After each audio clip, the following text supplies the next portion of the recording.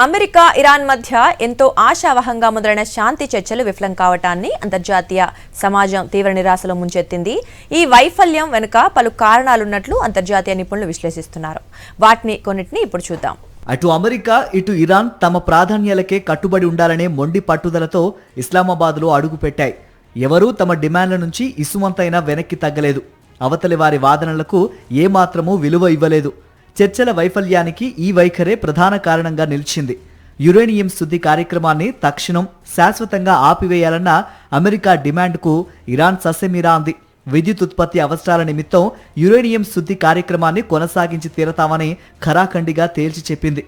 చర్చలన్నాక అగ్రరాజ్యాధినేత అయిన నోరు అదుపులో పెట్టుకోవాలి. అమెరికా అధ్యక్షుడు డొనాల్డ్ ట్రంప్ ఈ దౌత్య ధర్మాన్ని పూర్తిగా విస్మరించారు. ఇరాన్ బృందం పాక్లో కాలు మోపాక కూడా కాక పెంచేలా రెచ్చగొట్టే వ్యాఖ్యలకు దిగారు. చర్చలు విఫలమైతే ఇరాన్పై మునుపెన్నడూ ఉపయోగించని శక్తివంతమైన ఆయుధాలతో మరింత భీకరంగా విరుచుకుపడతామంటూ ఆయన పెట్టిన పోస్టులు పరిస్థితిని దిగజార్చాయి.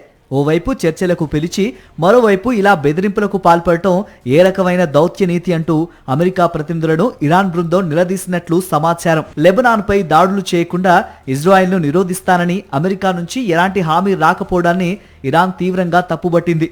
మధ్యవర్తిగా హుందాగా వ్యవహరించాల్సిన పాక్ కూడా పరిస్థితిని దిగజార్చేలా ప్రవర్తించింది.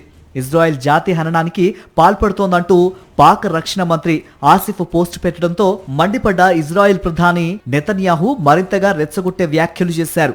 చర్చలతో తమ దాడులకు సంబంధం లేదంటూ కుండబద్దలు కొట్టారు. అంతర్జాతీయ ఇంధన రవాణాకు కీలకమైన హర్మూజ్ సంధిని బేషరతుగా తెరవాలని ట్రంప్ డిమాండ్ చేశారు. షరతులు లేకుండా దాన్ని తెరవబోమని, చర్చల్లో బేరసారాలకు హర్మూజ్ తమకు కీలక ఆయుధమని ఇరాన్ ప్రతినిధులు వాదించారు. హర్మూజ్ను తెరవకపోతే ఇరాన్ నాగరికతనే బూడిద చేస్తామన్న ట్రంప్ బెదిరింపులను తీవ్రంగా తప్పుబట్టారు. హర్మూజ్ను తెరవాలంటే ఇరాన్పై ఆంక్షలను తొలగించాలని డిమాండ్ చేశారు. ఇందుకు అమెరికా బృందం ఒప్పుకోలేదు. పైగా ఈ విషయంలో ట్రంప్ ధోరణినే గట్టిగా సమర్థించింది. హర్మూజ్ గుండా పయనించే నౌకల నుంచి ఛార్జీలు వసూలుకు ఇరాన్తో కలిసి టోల్ వ్యవస్థను ఏర్పాటు చేస్తామన్న ట్రంప్ ప్రతిపాదనని ఇరాన్ అంగీకరించలేదు. హామీలను అవతలి పక్షం పాటిస్తాయా అన్న అనుమానాలు ఇరువైపులా కొట్టొచ్చినట్టు కనిపించాయి.